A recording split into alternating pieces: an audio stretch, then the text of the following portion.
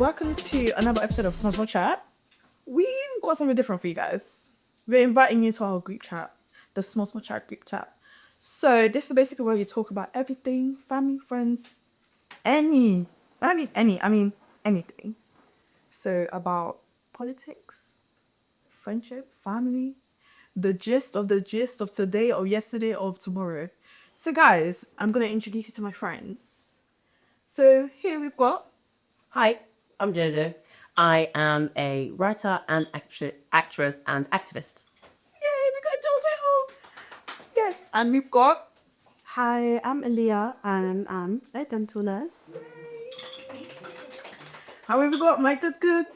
Yes, you lot know me. It's Ciel. So, has anyone got kids? Girl, no. I have A child. I was about to say that. I was about to say I had said this to somebody yesterday, and I had said a child right now would ruin my life.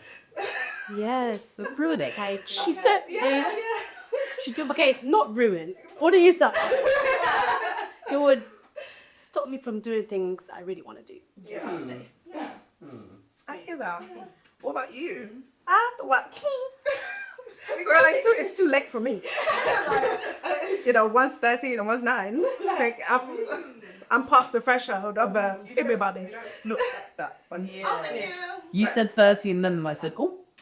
I was clutched. I shift and bust. What do you mean? Yes, I'm a 13-year-old. Like, even when she turned 30, like my birthday message wasn't like, happy birthday to my daughter. I was like, oh, I'm 13-year-old. Like, what is this? Like, what about me? Yeah. Ew. What is this? No. To be honest, you don't even know that you got 13-year-old. Another very year, then your eyes right. No, But of course, we've got Big You Up for a reason to be for kids. Thank God. Well, guys, today's topic, we're going to be, talking about something different, something that I feel like it's within our community, and I feel like something we can all relate to. So I'm just going to debrief you guys on certain topics we're going to talk about. So we're going to talk about safety. What does safety feel like when your body was never built into the blueprint of a safe world? Ooh. Where is home when even the place you are from questions your belonging? And what does it mean to be a woman when the world itself really means you? It's deep. And I'm very clear. It's deep. It's deep. Okay, Miss Girl. But these questions are for us to connect, to actually understand different perspectives, and of course, like, just have a little chat. Because I don't want us to feel like, I can't say too much. No, this is like a safe space, a safe haven to just express yourself and say like whatever you feel like, because genuinely as a Black woman, I definitely feel like we need to have spaces where we can flourish, we can have these conversations, we can actually express how we actually feel and not feel like, oh, she was actually judging me, or definitely something that I should. No, it's a safe space. Do you get what I mean? So guys, let's do our social chat. Let's do our social chat, put in the group chat. So guys, how do you navigate softness in a world where softness has never been available to you? In a world where it's not ideal for us to even have that whole idea of softness, because people always say, oh yeah, no, you have to be strong Black woman, this and this is it. But how do you navigate that? How do you even like apply that into yourself? How do you bring softness into your being as a Black woman? If I'm going to be honest, I don't know what softness feels like. I don't know what softness is. Have I done it? Probably. But I wouldn't notice because it's just mainly on survival. Definitely because how the world is going and all the, how much things cost and all of that stuff, cost of living crisis and stuff. But also as a Black woman, like I have to always be in the position where I'm ready to take on whatever I have to take on. And obviously as a mother of 2 as well, there's just a lot that I have to deal with, because I'm going through my own personal issues. And then I have two kids that have different personalities, different issues going on. And then obviously I have to work, and then there's bills, and then there's this. I don't feel like I have time to be soft. And, as I said, I probably wouldn't even notice if I was, because I'm just in going. I'm literally in my role, just here, there, this, that, and just doing it how every day as it comes. To be honest, That's actually, I think that's most people in a sense of the generation we live in, especially as Black women. There's certain aspects where we actually not meant to be soft. That's why Eva was even saying how, the whole strong Black woman, that's the narrative that's been given to us. Not a soft Black woman. Why is it not a soft Black woman? Why is it not a gentle Black woman? It's always, strong Black woman, you always have to be strong. You always have to basically take on so much that you never actually will actually take on. To be honest, I actually don't like the term strong Black woman. Hate it. I just feel like it's very generalized. And if I'm honest, I wouldn't consider myself a strong person, but not in a negative way. But like, I just naturally feel like I'm more like a kind of softer person naturally anyway. So I wouldn't even fit the definition of a strong Black woman. And to be honest, I don't even know what that means. I don't know what it means. but I think it's what it is though, because we as Black women have been fighting for our lives for so long. Yeah, not even fighting for our lives, even fighting for other people, like with the men, our children, all from back then. We've been fighting for our lives. That's just something that is in our genes now. Yeah. We can't actually we can't actually help but do certain things because that's just, and feel passionate about certain things as well. Sometimes things that don't even concern us. We're like, we should have said this, just stayed back there. But we get so passionate about it because it's just something that our ancestors have gone through and they've been fighting for their lives, and now it's just embedded in our genes. Yeah. And I think that's what they look at strong Black women, the term strong Black women, is because we've just been doing and fighting and trying and gutting it. And then it's like, of course you have to be strong, And I feel like when it first came out, maybe it was just a term of endearment. Is that the word? As in, like, to make you feel better about yourself, because yes, we're going through so much, but look at you. You're going, but I feel like the term now is like, no, you have to enjoy. Honestly, I have to be like, hell. I feel kind of not bad, but I feel like I take myself out of that. I'm not a strong Black woman. I don't want to hear. I'm sorry. I feel bad saying it, but no, I don't want to. And the term is layered in both racism and misogyny. Yeah, honestly. Like at its very core, it is layered in both of those things and actually does nothing good for us when we use it, because, as you say, we have had to endure. There hasn't been a place where we haven't been able to. When you think about historically the things that Black people have experienced, we then have the added intersection of being woman on top of that, of being in very many ways the matriarchs of these families and these communities, but never being given that respect and never being given that power because of the body parts that we have. And so when people are talking about she's a strong Black woman, well, yes, of course she is, because we don't live in circumstances that allow us to be anything else. And so I think, to answer your question about softness, I think for me, softness, I curate the softness that is in my life because the world isn't going to give it to me. I ensure that I have very strong boundaries in my relationship so that I am able to love and care and receive love and receive care in a way that feels safe for me, because that's where softness is. I wear clothes that allow me to feel like myself. I don't engage with media that makes me feel bad about myself. I think as a Black woman, you have to take the softness. You have to say, I am going to build it for myself. And very often, some people don't even have that ability because they don't have the resources. You need resources for softness. You need good familial structure. There are so many things that come into it. But when you are privileged enough to have those things, you can build it for yourself. Now we have a thing called soft life. Soft life only. I like soft life. I don't know, Then there's also the whole hyper independence, like not wanting anybody to do anything for themselves because, I've got it, I can do it myself. So for me, it's like, what aspects of that resonates with you? Like, are you a soft life person, or are you just a hyper independent type person, or are you both, to be honest? I would say I'm both, but like, I just want to clarify. I feel like different people have different versions of what soft life means. I feel like it's a very generic term. So It's really subjective. what soft life is to you is It different. for you, Nothing to use it to. everybody. So it's kind of hard to like discuss it. But I'd like, could we clarify like what soft life means to, in a general term, what does soft life like mean? For me, okay, let's all speak about it in a sense of to us. Okay, yeah. So soft life to me, it's I like nice things. I like organized nice places. I don't want to go and be breaking my head 24/7 for the bare minimum. I'm not going to settle for the bare minimum. And that's another thing that also comes with boundaries as well. I'm saying how soft life for me, I'm gonna bring those boundaries into place. And if you cannot align those boundaries, you're We gone. has to go Yeah. quickly today. Yeah, hyper independence. Do you know what it is? I've had to unlearn that, and I say that in a sense of I've got this myself. I can do it myself. No one needs to do anything for me. I've got this. Do you get what I mean? So it's like now I've had to unlearn. Okay, you can allow other people to help you. You can allow other people to pour into you as you would pour into them. So I think with that, I'm unlearning. I'm still unlearning it because it's like, I think with that is what also brings, I won't say trauma, but it is trauma. It is a trauma response. It's a trauma response.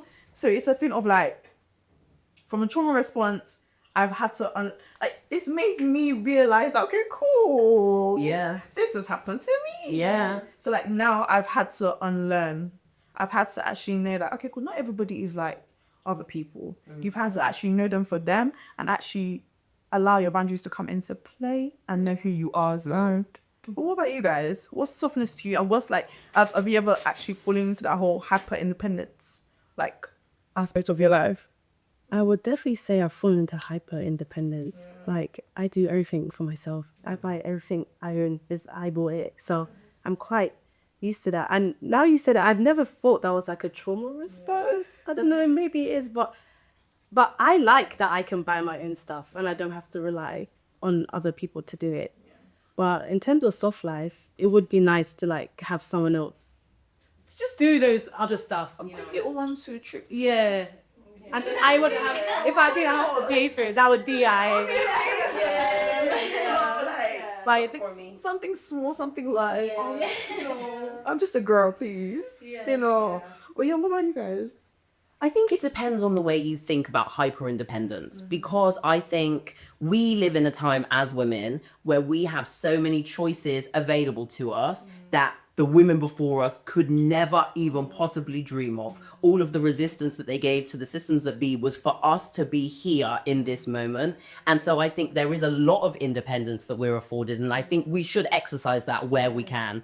But when it gets to the point where you're kind of like, nobody needs to do anything for me, I could do every single thing on my own.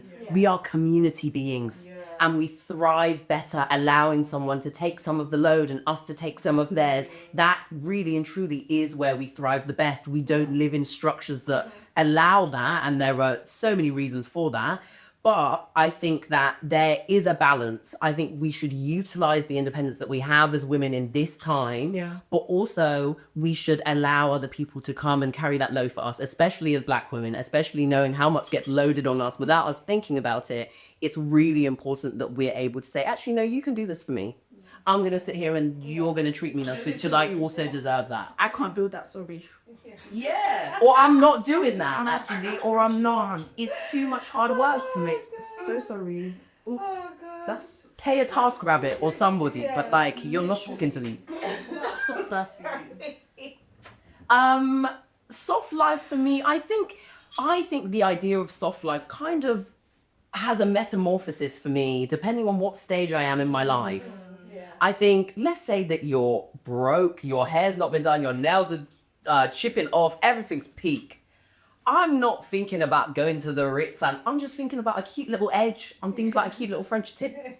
That's what soft life means to me in that moment. When you're in more of a balanced place, then I might be thinking more about, okay, what do my relationships look like? What kind of thing can I buy? Whatever. But I think it's very dependent on where you are. circumstances. Yeah. Definitely. And that's why it's always so different from everyone, because we're not talking from the same starting point. Definitely. No, I totally understand that, because of course there's different aspects of life we're always going to be in. Everyone's growing, everyone's learning.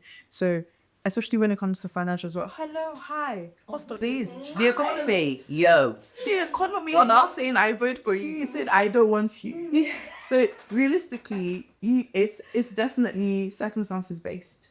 So if I can do this, okay, cool. I'm myself. I'm my soft energy. I want this. I'm gonna get it, or someone else can get it for me. You know, real. It's zerd. Yeah. What about you? Yeah, I feel like I am a hyper independent trying to navigate the soft life. So I'm starting to do things that kind of, and maybe I should like think a different way about certain things, because I can't help but say that I got it and that I can do this and I can do that.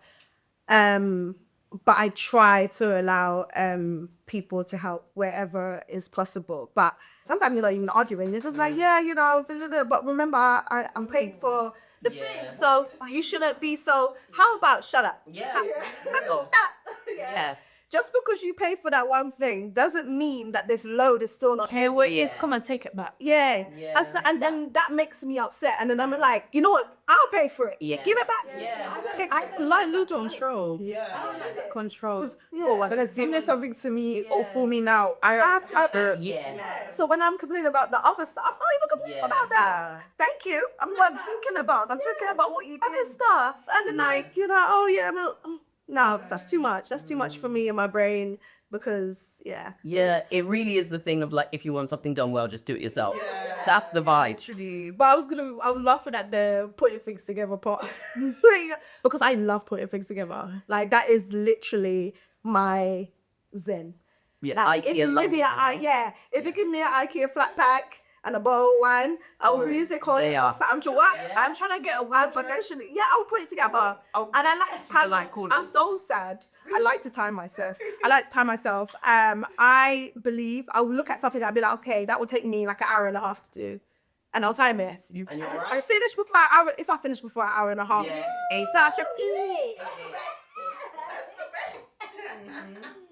yes, I love it. So yeah, if you need anything put together, but don't I really put together some a bottle of wine. That's all I need. Yeah, and have fun. And that's it. Go with your car. Yeah. I got you. Yeah, that's what I need. That's all I need. See, no, that's when you're gonna make sense. Oh my god, on this shower as well. That's Quality time, building a little coffee, drinking. People that call me to come to their house to put their stuff together. I don't care about And that is being a pillar of the community. like, I'm coming. I got my own tools. Yeah. You don't even need to give me the power drill. How about it? Yeah. So I come like bottle wine and some Wi-Fi. That's It's Wi-Fi. I'm not using my just 5B. Just add the economy though. They can't do that. No, literally just shows how it's always circumstances based. It's always how, you know, we're in different aspects of life and the different things that affect us. Like you like doing something, that's your own. Yeah, that's my stuff. Exactly. So my thing is like, do women actually get to be protected? Like the whole angry black woman narrative, like, because with the whole angry black woman narrative comes backlash, it comes scrutiny. So example, reality TV. I was going to say that actually. If any woman shows a bit of emotion, Yeah. any black woman shows a bit, They'll flog her. it's the angry black, there is scrutiny behind it. So my thing is, are we even allowed to feel, you know, some sort of protection? Are we even allowed to? I feel like the one thing I don't like is, for example, is like Love Island, and that's a very high emotion show. And one thing I've realized from watching Love Island, a lot of the black women that's on there, they hold their tongue back because they know it's so crazy that we're wired to know that on national television we can't show emotion because everyone's gonna come for us. I think that's quite sad. It's very sad. It's a natural emotion that's gonna come, exactly. Whether you're angry or sad or whatever. It's a natural emotion, but it's natural. They have to hold back, and you can see in their eyes that when you're a black woman watching, we're like, yes, good, hold back, and that's even sad to say. Like, that's even sad to say. Where, we crack the whole street. I'm here. it's sad that we're like, oh, we can see that she's holding back. Because we also anything. in that situation will be the same. It's just, I think it's just sad. It's very sad. We Like, notice those things about ourselves. Like the fact that we have to see those things, and also the fact that we know exactly what is happening down there, What their feet, their things. it's just someone's susceptibility. You see, Yeah. It's kind of like a universal black thing. it's protection. I don't. Did you hear that size? Very much so. I was trying like to come out with something literally. But the thing is, it's like also people not being able to distinguish against the reality that you see on the TV and the reality that we live. Like TV is made for entertainment purposes.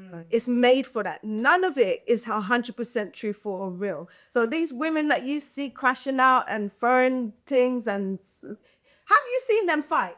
I'm sorry, that's not a real fight to me. That's why I don't watch these reality TV, you know, because I'm like, you lot ain't fighting because I'm a little bit gonna bang her teeth out of my mouth. I'm not trying to see it, actually. I'll send them out. Go on. See how they fight? They will start like this and like that. Like it's all for TV shows. Yeah. Because I'm sorry, if you see a fight like that in real life where women are going at it, there's going to be blood. There's going to be something, lost scratches, whatever. But there's going to be some bruises. None of them come in with nothing. No blood, no bruise, no nothing. The stuff. Well, the issue with the TV shows is that they play on the narratives the world tells us about people.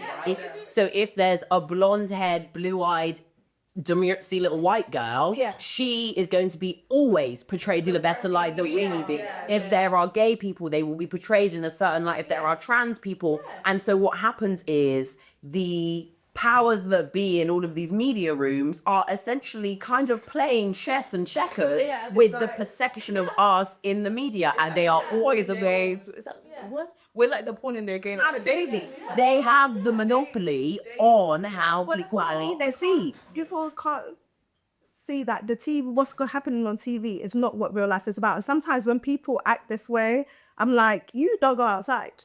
Because if you did, you will realize that not all people are like this. This is not real. This is absolutely like, obviously there's probably some heartache and stuff like this that happen in these reality TV shows. I'm not gonna, demand that. But certain things, is put there for just for entertainment. Because if there's no entertainment, you're not gonna watch it. If you just see a bunch of people sitting around there, love is there, like for the whole season, you're gonna be like, I am watching it again. No, do you know, it's not even just about like, the show. It's about like what they're actually going through in there. Definitely. Actually, when I tell you they put on narrative, they put on narratives for the entertainment purpose, of course. But at the same time, it's like, these are also real humans in there. These are also real black women in that space. Think about our experiences, because usually they are majorly around other white people. In each reality TV show, they'll do their little tick box and they'll have maybe 2 black people and a brown person somewhere, because that's their diversity quota. Fine, that's what they'll do. But think about our experiences when we are in majorly white spaces. You are constricted and uncomfortable 24/7, and so they will also be living in that all of the time. They wouldn't have a time where they'd be really free and be able to be like, this is how I feel at home with my friends. It's not the same thing. They do have to watch what they do, what they say, how they act. They can't act ghetto. They can't do they can't do that. They have to literally hold every ounce of themselves to themselves. And then obviously, definitely, because these reality TV, you can't really trust everyone, so you don't even have anyone to express. Where did you say that from? Why don't you say That's exactly. I would even say like, you can't even, sorry to bring up Love Island again, but it's just kind of like the best example I have. Like even the black women, I feel like from watching it, they can't even like rely on the black men in the show. So to go out, see your sister. This is another question. Can I rely on the black men outside? That's also exactly. It's just like like even swearing back in. On me, what You are ugly looking massive. Yeah. Feed John Crow. Listen, read back. Like on the black, no excited. Like there are some that cool. Thank you. Yeah. But there are some that will actually tarnish your name, like you've actually done something to their mother, sister, auntie, ever killed the whole family. Literally, like you just, and I didn't even know you. I didn't even know your name. Yeah. I didn't even know you exist. But you're tarnishing us like we don't own the same. We're not from the same ancestors. We're not the same color. Well, exactly. I think it is within the Black community that you're able to see how pervasive racism and anti-Blackness is, because you then actually have the men and women of that community in so many ways at each other for Blackness. That's what it's about. Yeah. Because most of the time men have these conversations, it is about the way that Black women look. It's about our hair. It's about our voices. It's the way we conduct ourselves. All of these things are racist narratives that were fed to white people and that also Black people have swallowed and now are putting onto us. And that's actually the issue, is that the white man has convinced you to hate yourself, and so now you hate me. But this has nothing to do with me. Because why are they more open to a white woman, an Indian woman, a brown woman? Because you've been told to hate being Black. Bear in mind, those other races do exactly the same thing. Please. What do you think changes when somebody's skin color changes? Literally. And that's the thing. I think as well, it's all about learning and teaching yourself why these things. Because realistically, a lot of people, they don't actually go and educate themselves on the kids are dumb, bro. Damn. The kids are dumb, bro. There's an anti-intellectualism crisis. You aren't reading books as much. And nobody can sit critically unexpressed about it. Yeah, and my thing is, you're not even opening your eyes to the reality of things. These are the things that are happening. It's right there. Yeah. You hate us, and that's totally fine because we're actually not checking for you. We're actually It's never them that the girls want. Yeah, and I think That's it. And they know. Yeah. pride is hurt. You're like, Yeah. women don't want you. But that's the thing. Like, it's not even a thing of like, oh, I don't want. It's your character. What's your moral compass? Because the fact that that's your moral compass. Oh yeah, my girlfriend is Asian. She's got please. Did we ask? Yeah. No, because you actually never spoke about her personality. You never spoke about what her spirit is actually. Yeah, tell them. You're speaking about the things that you're literally discrediting. Whoa, English. You're coming on. Yeah, that's the word. Black women for. You're not actually saying, oh yeah, no, she's got a great personality. She's got a great spirit. But that's because I personally feel like it's not got nothing to do with the race. That's why it's something else. Like either self-hatred or they can't get. Yeah. Because like it doesn't make sense. Like you said, you've been hurt. Yeah, you've been hurt. That's why you're bringing this narrative out. But that's the thing, like. This narrative, we're bored. We've heard it multiple times. It's like, come on, man. What's new? And I just think it's such a shame for you to, like, as a Black person, man or woman, you look at the other people in your community and you think, ew, not for me, because are you even hearing yourself without all of the discussion, without all of the analysis, before I throw a bell hooks book at your head, before that happens, are you even just hearing yourself? Yeah. When we look at all of the other communities in the world, white people en masse marry white people. Asian people en masse marry Asian people. There is an attraction to your own person because it's community, it's home. But like I say, back to the kind of like pervasiveness of anti-Blackness, of colorism, you're sitting up here and hating the people that raised you. You're sitting up here and hating the people that nurtured you. Yeah. You're a mad person and you need a lobotomy. Yeah. Facts. Straight. Another thing is, like, I wanted to ask you guys, how early were you taught that the lighter skin was the better skin?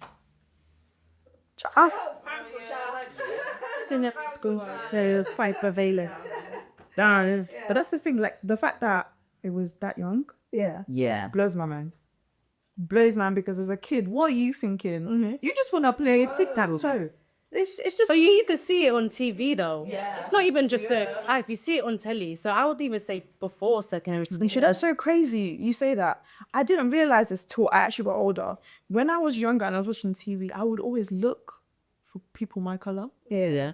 I would always look and see, how many Black people are in this or this. I did that. I'm not trying to go to a place of because representation is in real amounts of, of course. Because even if nobody is verbally telling you, as young Black women, if you're looking at the television, you're only seeing women of a certain skin tone and lighter, if you don't have that skin tone, you are going to internalize it. If it's pop stars, if it's women that are celebrated and revered, if you don't see people that look like you, even if it doesn't come out of somebody's mouth, you're going to understand that as I am not good enough. You're always going to, even if somebody doesn't say it to you. That's the thing, and as well, it's the whole idea of you're literally everywhere you go, you're being told that, even without even being told that, even without someone saying it to you, because there's no representation. Yeah. Because there's no, oh, we're gonna put. And my thing now is like, are you actually putting representation in these places because you actually don't see it, or is it because you feel like Pressure. So, you know, I've asked that question before as well. I'm like, okay, yeah, I love the fact that we're now being given a chance to do so many things and being represented in certain areas and spaces. But sometimes I'm thinking, are you doing it because you actually want to? Like, you realize that, that's right. Like, we've been following something. Let's bring out everyone because we're all white kind of thing. Like, is it that, or is it, oh, you know, to make people happy? We're gonna cancel. Let's just fling a few. Like, I don't know anymore, because sometimes it gets to a point where it's so much, and you're like, okay, why are you doing that? Why are you doing that? But then I think also because we're so used to not seeing ourselves, we just question everything. Yeah. So it might just, it's actually, there might just be me just overthinking things like, oh yeah, like that, just to make an issue out of something that's not there. I feel like whether it is because they really want to celebrate us or whether they're pressured into it, I don't give a heck. Because if it isn't for us pressuring you, you won't do it. And I understand the world that we live in, and I understand the general consensus of the people that live in the world about Black people and about Blackness. And so if the only way we get what is owed to us is by making you uncomfortable enough that you will use it as a tick box, then that's exactly what I'm going to do. Yeah. I don't care about trying to appease the conscience of my oppressor to my beliefs. That's not my business. I'm thinking about the results. And so whether you're uncomfortable or whether you do it because you love us, we're there. And that's what But fair. That's why I think sometimes it's just like, because it's so it's so taboo for us. Yeah, taboo for it's this to happen. Like, you just start to question everything. There's no need to question everything. You're right. It's like, we're there. We're at it. It's like, that's it. Whether it made you uncomfortable, whether you hate being there, we're there. We're there. Yeah. But you just can't help but sometimes just question, like, what is it? Yeah. But sometimes just have to sit back and shut up, I guess. I think for me as well, it's just the fact that we're even questioning, even like, it makes me think, okay, Paul, like, why are we questioning things that should be normal? Well, it should be normal, yeah, because it's why are we? Because it wasn't for so long, I should say. Yeah, because it's not. It wasn't for so long, but that's the thing. Like, I think we also need to change our mindset as human to let us know that, okay, no, we deserve to be in those spaces. Yes. Why are you gonna question something that's actually created by you anyway? Yeah. You deserve to, like, live in your femininity and just, like, allow yourself to actually bask in the divine. Because as well as, like, if I have kids now and, like, you have kids, you want them to see representation. You want them to see that, listen, you can make it as big as you want to. And you can make it into those beauty spaces, those creative spaces, those places that we never thought in the past that we could actually be in. Do you get what I mean? But my thing is now is femininity ours, or do we have to earn it, or even, like, just ask for it? I think it's always yours inherently. It's always yours, and nobody can. Do you know what? It's always ours. It's whether or not the people that perceive us see it. Because, like, at the end of the day, I would say I'm a very feminine, girly girl.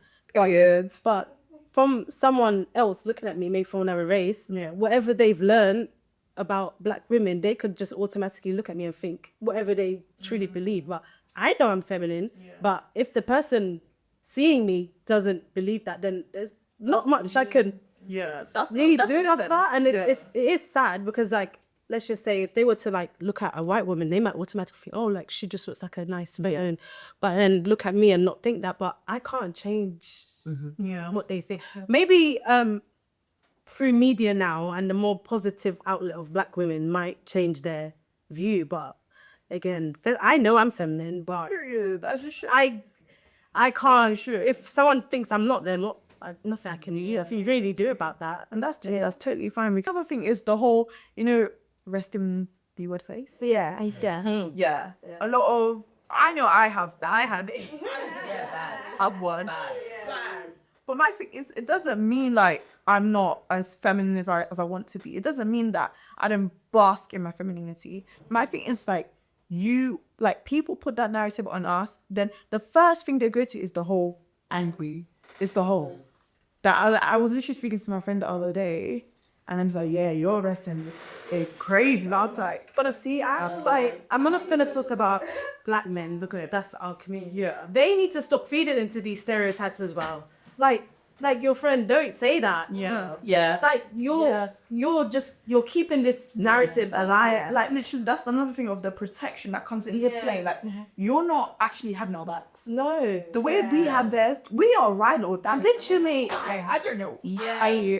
Or we are ride or dies for our black men, but that energy is not thrown back to us. But I think it isn't thrown back to women, period, actually. When we think about it, outside of children, women are the most unprotected class of people. The children come first because they have no autonomy of their own. But then it becomes women when we're talking about kind of grown women. And even in other communities, think about the race riots that we have going on at the moment with all of the people doing the flags on all of that stuff, right? They're out on the streets talking about our women and our children, but it's never been about the women and children. It's just a front for you to be able to deal again. Because if it was about the women and children, the statistics of the white men that do all of the sexual assault wouldn't be as high as they were. The statistics of domestic abuse wouldn't. So you're actually damaging the women and children, but then coming out on the street and saying it's about supporting them. Women are unprotected, period. And so I think white men don't protect white women. Asian men don't protect Asian women. Black men don't protect black women. And that is the thread that happens across the world. And then you add on the fact that we are black.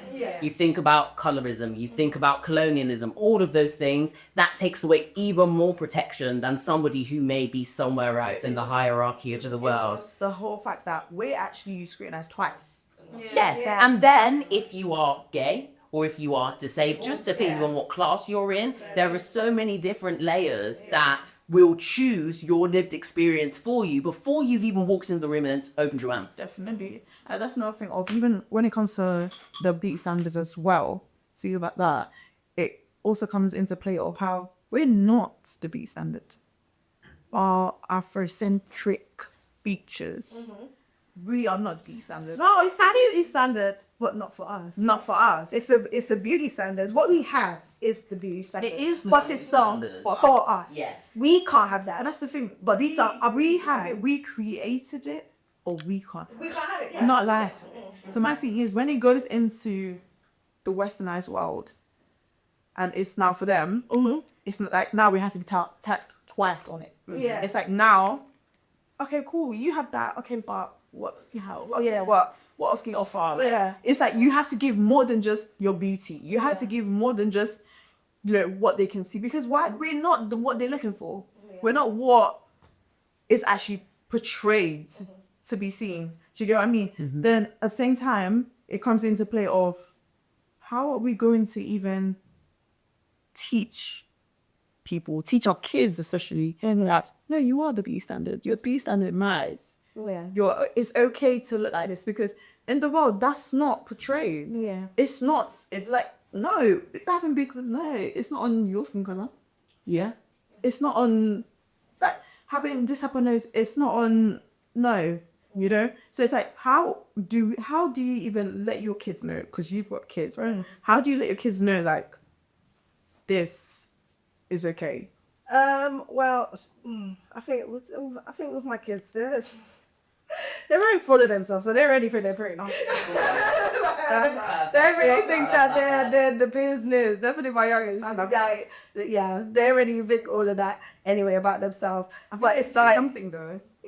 You did something to even. probably, I don't know. Like obviously, definitely because my kids are obviously both lighter skin tone than I am. So it's just more of a making sure that you make sure everyone is looked at the same as in black people. Like we make different skin tones, make everything. We can do all of that. But I also think it's because of the big family and all of us are different skin tones. And as you probably didn't know, this is my sister. And this is my little sister.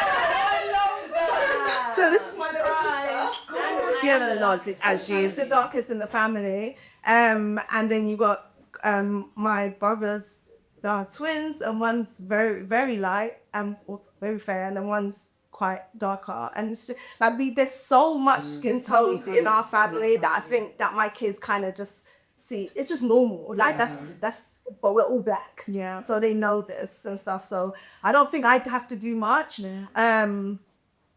Honestly, I don't know how I would tackle it if I didn't have that. Yeah. Like if I maybe wasn't there, my family or something. Or representation. Instead of just try to show them representation and just show them how amazing black people are and things that we can do, things that we create and stuff. So that's the only thing I can probably think. I would say for me, like I am out of the siblings, I'm the darkest, and then I have 2 nieces who are also dark skinned. They're slightly darker than me, and I feel like I love being the auntie that represents like the beauty in a way. Because for me, I feel like they do look up to me. I have a niece that basically she's kind of like me in a way, and I just love being the older one.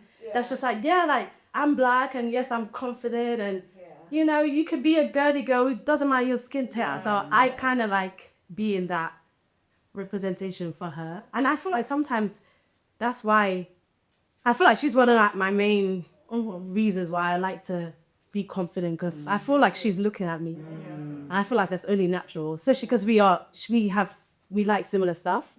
So I feel like if I can show that as a black woman you can be a certain way, I feel like it will help her, because I do know in this world being a dark-skinned black woman is you get negative comments sometimes, and I don't know if she sees it, but I just want to be the positive for her. So No, that's really good. Like, I think the biggest thing when I say is literally representation. It's so important because realistically, if she didn't have you or your family, like, how would she even navigate that? Because of course, these kids going to school as well. It's like even when I was in school, there was a certain type of people about certain, attention, certain things. Like, literally, representation is so key. And for me, I didn't think I actually had that much representation even growing up. So even looking around, I was even saying before, like I always had to look and see, okay, where's the just try and see to get that we're actually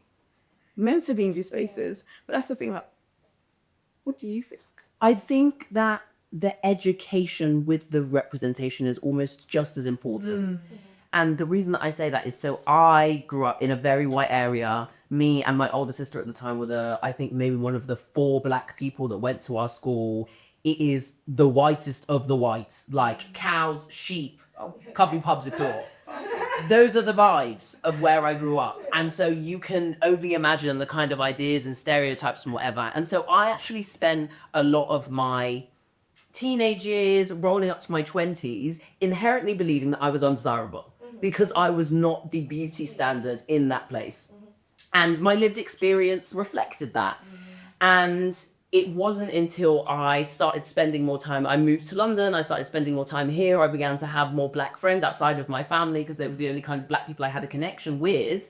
That's when I started to see, You're hot. wait, people move a bit differently to me here. What's going on? And so the representation of walking around and seeing all of these beautiful black people was one part of it. But if I never sat down and took the time to read and learn and understand why this is even happening to me in the first place, reading about the structures, about colorism, about racism, about classism, all of those things, then you're able to apply both of them together. So let's say even a day comes and the representation isn't there. It isn't there. If you have the education, there isn't a lack of representation that can make me believe that I'm not beautiful and I'm not desirable because I understand how we've ended up here.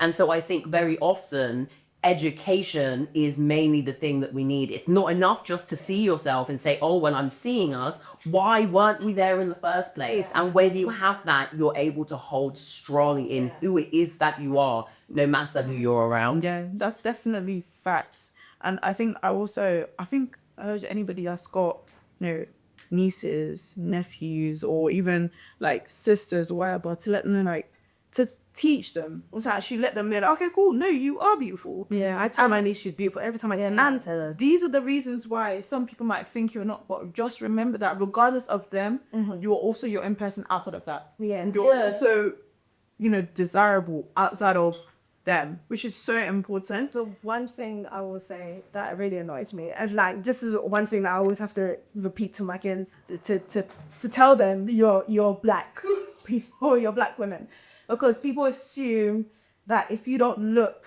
like a typical black woman, you're not, you're mixed with something, and I'm just like, no, I'm black, and so what I said from the Caribbean, it's that what. I'm black.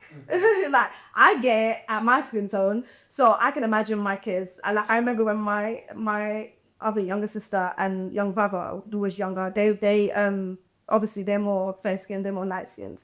So they come home saying, oh yeah, they're telling me that I'm mixed race and stuff like that and blah blah blah. I have no problem with obviously mixed children and everything.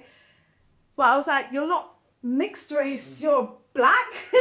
your parents are black, their parents are black, you're not mixed race.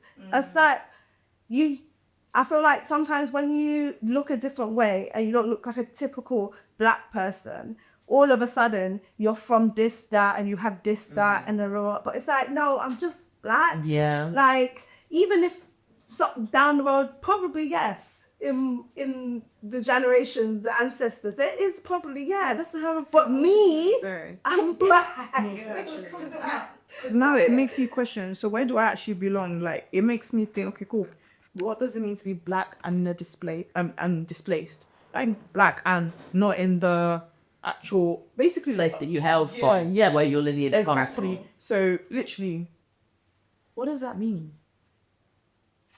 I think people from the diaspora have very different experiences, because if we really do think about it, whether you are, so I'm Malawian, I am never, Sorry, now I haven't seen girl. No, I'm never going to have the same lived experience as somebody who grew up in Malawi, lived their entire life there, has been, it's never going to happen, because so much of my lived experience is mixed in with Western culture, British culture, and those two are always going to be inextricably linked. I'm never going to be able to pull them apart. But that doesn't negate my blackness, because I still live and experience as a black woman and deal with all of the things that come with that just in England. And so being a part of the diaspora and being black, you are going to experience things differently, but I don't think it takes away from your blackness as a person. It just means you lived a different version of it. And I think for me, being anywhere can never take it away from you. The world is always going to move to you like that, and you're always going to know who you are. definitely. What about you guys? I know Caribbean. Yes. In the culture. So, like, do you ever feel like, oh, you're not meant to be here, or you're in the wrong country, or the culture from people that do come back from home is definitely different to you that we've lived here for so long? I would say like, because I was born in London, and I definitely feel like I am more British than anything. Obviously, when I talk about where I'm from, I do say I'm Caribbean, but my lived experience is not the same as a woman in the Caribbean. So I will definitely say there's a difference between Black British and then people who are actually from where I'm from. I do remember a time I was saying to my dad, I don't feel Jamaican. I never so bad, passionate. Yeah, he did. He was like, what are you talking about? What are you talking about? I said, I don't though. I was pretty much born and raised here. Like, I feel very much British. But I definitely would say, like, I do know my culture quite well. And just because, I was raised here, doesn't I don't know. But I do feel it sometimes. If I'm honest, I do feel it. But I think for us, because we're second gen as well, like our parents are English. Yeah. So like it's our grandparents that were the ones from the Caribbean that came over and stuff like that. Like, so the way we've been brought up or whatever, it's just the way it is. Obviously, it's two different Caribbean places, but like my dad's side is very much still Jamaican because he's the youngest out of 7 brothers. So there was a few of them that were born in Jamaica. So, and I think the last 3 were born over here. So well, I think I got 2 for sure. The last 2 were born over here. So it's just like they still are Caribbean and Jamaican in a way. So it's still kind of in the family. So we're close to it. But yeah, we will never be able to experience what someone else overseas experience, because there's different people, different things, different facts. And because majority of the Black people are still in the Caribbean, like their experience is different from where we are majority around white people or mixed with everyone, right? Black, brown, everything. So it's just going to be different. But at the same time, you could also say my experience here in London is different from a Black person's experience in Essex. You know, we're not going to experience the same thing. I think what it is the annoying thing is that sometimes Black people put down other Black people's experience, because it's like we're trying to play a game of whose experience was worse. No, but I'm over here and this, that, and this is how I lived, and but I did this and no that. Like, no, we're all Black people. We're going through crap. There's nothing we can do about it except for try and help each other instead of fighting over first place. Yeah, no, definitely. I think with mine, I was actually born in Nigeria. So I was born in Nigeria, then I came here. And my experience in Nigeria and here is totally different. And I say that in a sense of, in Nigeria, I said Black. Yeah, it was Black. It's normal. Yeah. All these Black, and it was just like normal. Like it was normal for Black people to be desirable. It was normal for Black people to be seen. Like For Black people to be doing Black people things. exactly. Yeah. But when I got him, it's like, oh, wow. Yeah. Oh, maybe there's one day. Maybe I should look fat. So it was definitely an eye opener. It's like the Western world is now moving everywhere. So it's like they're integrated into our culture. I think one thing that's important with all of that, actually, as people who don't live in the respective countries that maybe our lineage comes from, is protecting parts of culture where you can. So although we might not live back home, so with me, my mum only moved to the UK when she was pregnant with me. And so my mum actually wasn't somebody who was able to set up a life here. Her parents weren't here. That's not how it happened for her. And so in so many ways, although yes, she is so far away from her home, she runs her household where she can, like she would still run it back home. The way that she cooks food, the way that she cleans food, the way that she talks.